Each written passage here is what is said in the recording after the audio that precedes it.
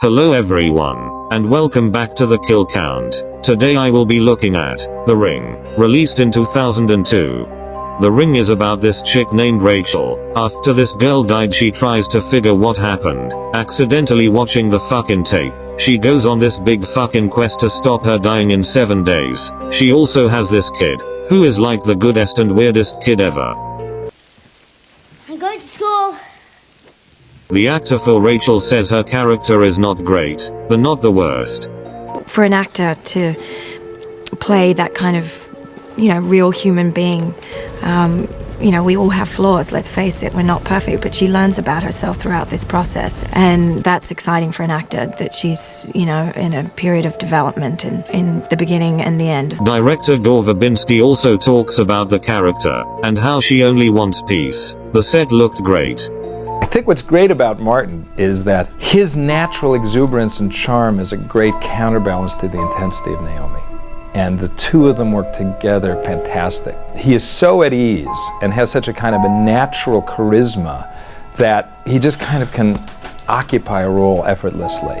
This movie was made in the 18th of October 2002. The runtime for this film is a whopping 115 minutes. This film made over $249 million at the box office. And yeah.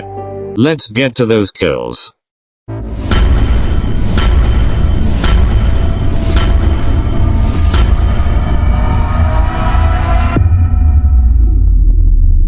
The movie begins with these girls. This bitch named Becca tells her about this tape.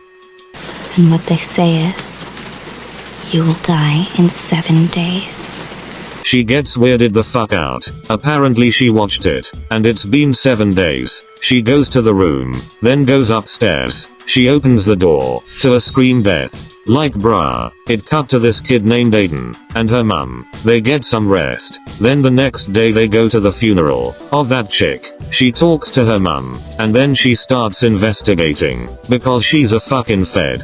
And the crew talks about how they feel about the film. There's a viral aspect, I think, to an urban myth. The way it catches on, the way it's repeated, the way it's told. It only takes the one seeming example of it really happening to fuel 1,000 tellings. I mean, the reason it grows is because each person that tells another person, tells another person, tells another person, it grows in stature and it becomes more real. The more people know about it, the more real it becomes. Rachel drives to this cabin, where she sees a weird ass tape. Then this motherfucker puts this shit on. Some weird ass shit starts playing.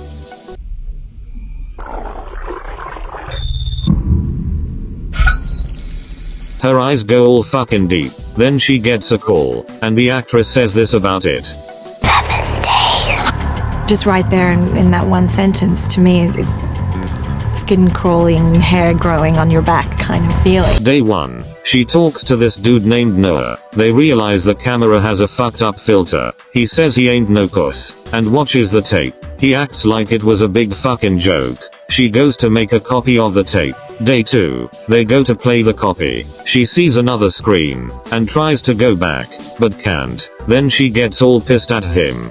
Then she sees this latter from the video. Day 3. She goes to see that bitch from the beginning.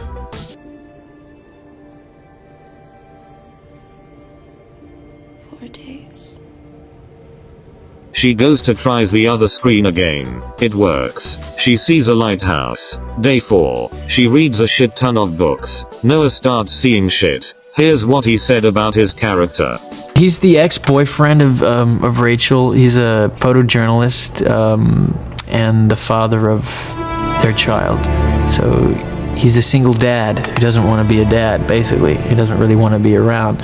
So their relationship is somewhat strained. Rachel drinks some water, then chokes on this fucking hospital thing. Then she sees this girl. She wakes up with a bruise. Then she sees her fucking son watching the tape.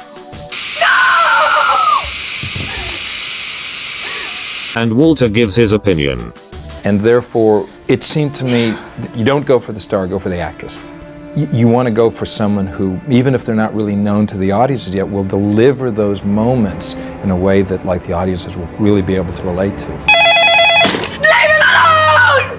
But it's just Noah. Day 6. She goes off to find out whatever. She gets on this shit, where she sees a horse. The horse freaks the fuck out, and breaks out.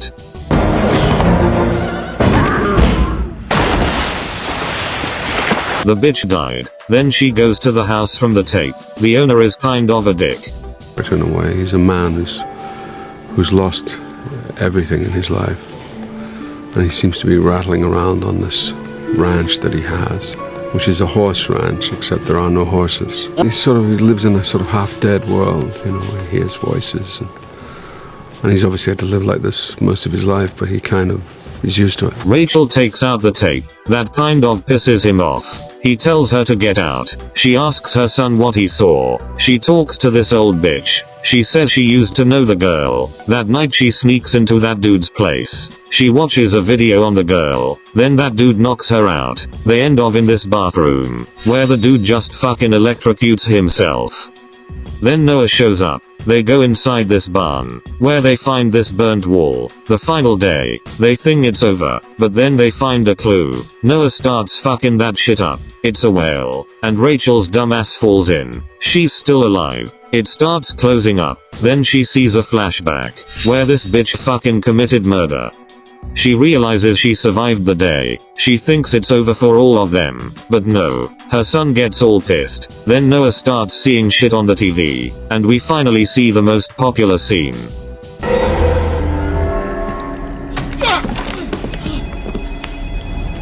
She starts crawling towards Noah, and he has a pretty tough time. She reveals her face, and goes at Noah. Rachel goes to Noah's place and she sees him, and his gross ass face. Then she burns the tape, and she just does the same shit she did to her kid, and of this motherfucking movie. I play kind of lonely, abandoned feeling, kind of missing his mom and dad in a way, because they're kind of not there. 4 people died in this movie, 2 guys, and 2 girls. On the next kill count. I just wanna thank you guys for watching, and this concludes season 3. Now bye motherfuckers. Bust down, roll the avalanche, yeah my old bitch average. This my first time rap.